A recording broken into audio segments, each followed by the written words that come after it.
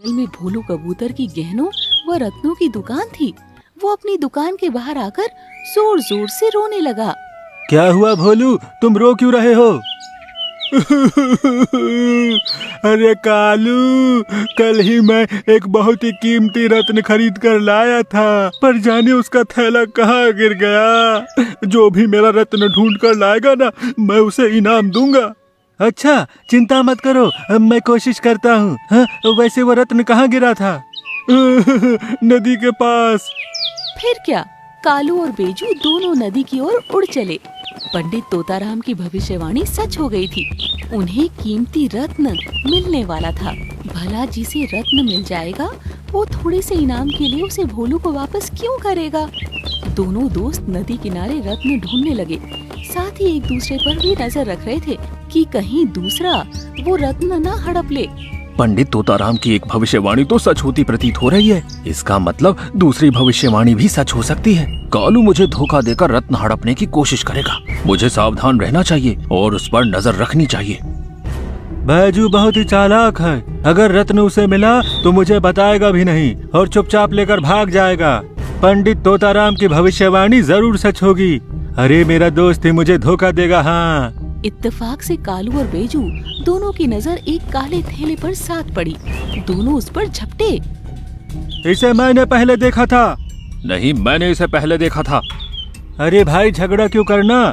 चलो इसे बेचकर जो कुछ भी मिलेगा वो हम आपस में बराबर बांट लेंगे। हाँ ठीक है, कल सुबह होते ही हम दोनों शहर में जाकर इसको बेच देंगे।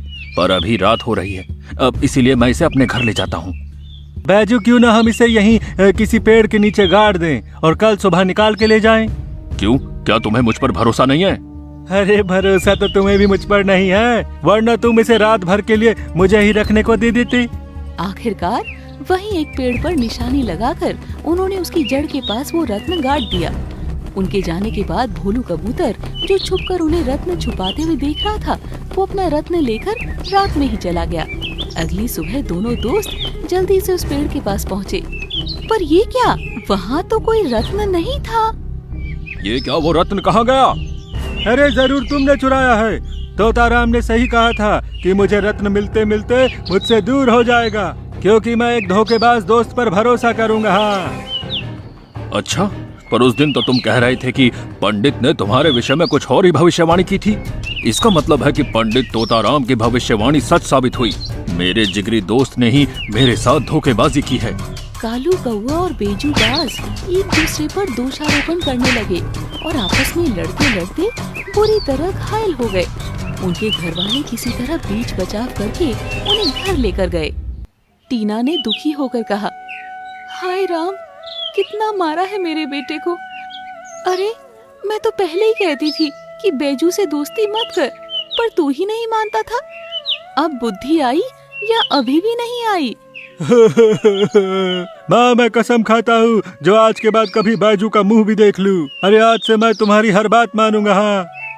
उधर रानू ने अपने बेटे को समझाया, हे भगवान, कितना मारा है मेरे बेटे को, देखो तो सही। मैं तो हमेशा कहती थी कि उसकी दोस्ती मत कर, पर तू मेरी सुनता ही कहाँ था। मुझे माफ कर दे माँ, आज के बाद मैं तेरी हर बात मानूंगा और उस कालू से दोस्ती तोड़ दूंगा। उस दिन के बाद से कालू और बेजू ने एक दूसरे से बात करना छोड़ दिया। जंगल के सभी पक्षी इस बात से खुश थे कि अब वो किसी को परेशान नहीं करते थे।